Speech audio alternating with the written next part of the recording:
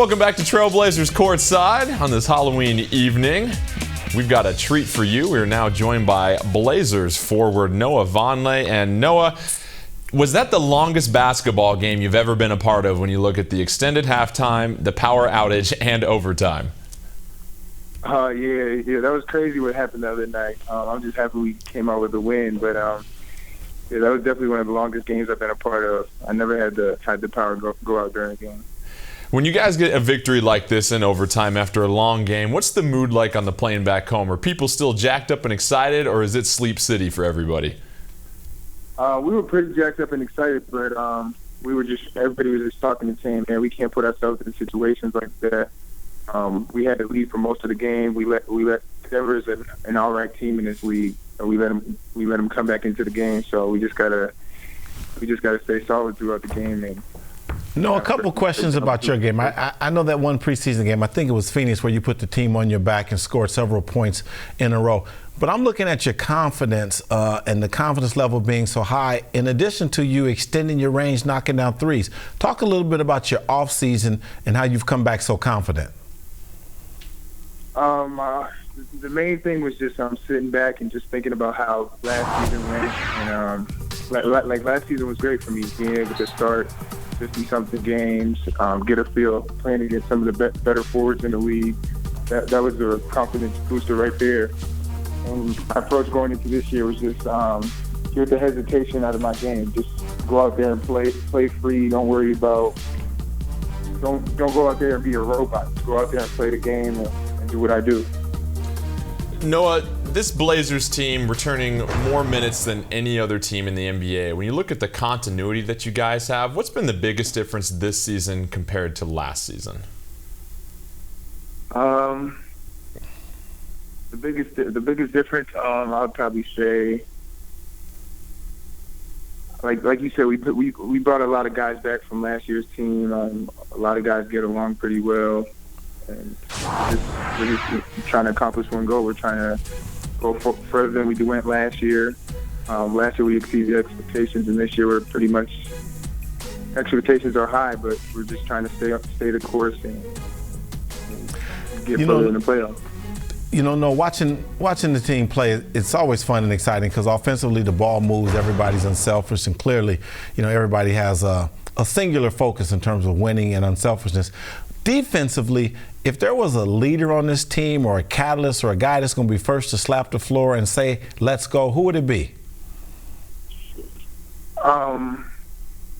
Recently, I'd probably say Ed Davis. Ed Davis, he's really stepped it up defensively. He's been trying to talk to guys, communicate, because he's seen everything up the floor, coming up the floor, and he's just been talking throughout the timeouts and doing different things like that. So I'll probably have to say Ed Davis.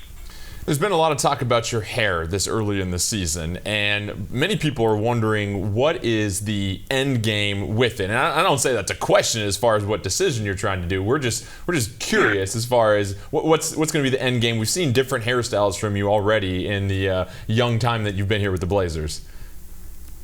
Right now, in the summer, I was just growing my hair out. I was braiding it in the summer, and this year, I'm just going to be braiding it throughout the season. I don't know what else I'm going to be doing, but you're going to be seeing braids for most of the season.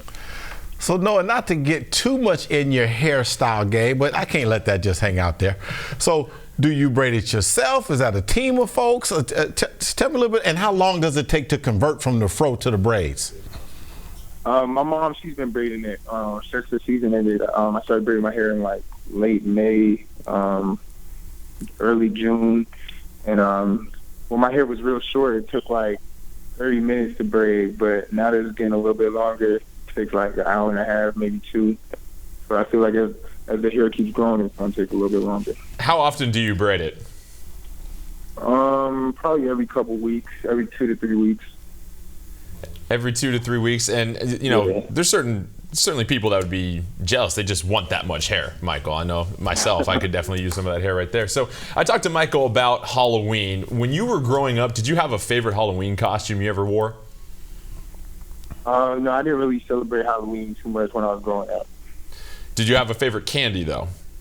My favorite candy, Skittles, Starburst, Twix, Pretty much all candy, but I probably those were the first three to come to mind. Is there anybody on the team that's known to possibly have a sweet tooth, or somebody that you would probably say, hey, it's the regular season, you need to start eating a little bit healthier?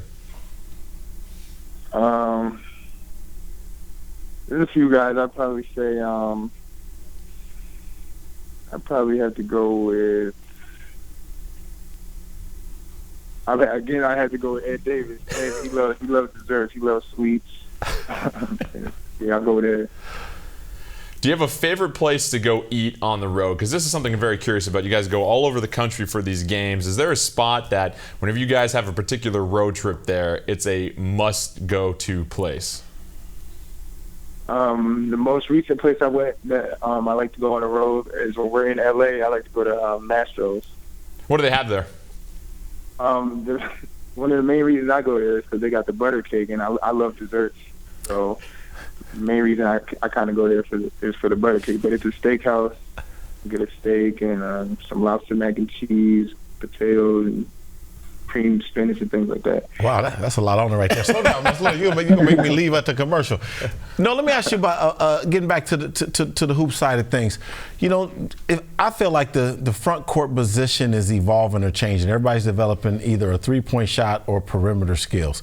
When you come into a game and you're thinking about how to slow down the opposition and to defend your position, are you more concerned with defending the paint, pick and rolls, or the three-point line? I'm defending really defending the pick and roll. I feel like that's the main thing because the pick and roll, once you get into the paint off the pick and roll, that creates a lot of options for offense. So you want to try to contain that, slow that down, and it takes away a lot of options if you can contain the pick and roll. When you look at your role when it comes to rebounding, and especially offensive rebounding, we've seen you be very active. What are you telling yourself, or what are you thinking about every time a shot goes up? Depending on who the matchup is, like say for example, if we're playing Denver, I know Kenneth Faried, he's a physical guy. He loves to be around the rim too. So I just try to find him early and be real fit, play the game with him. I'm a big guy, I'm physical, so play physical with him, move him out the way, and just go get the rebound.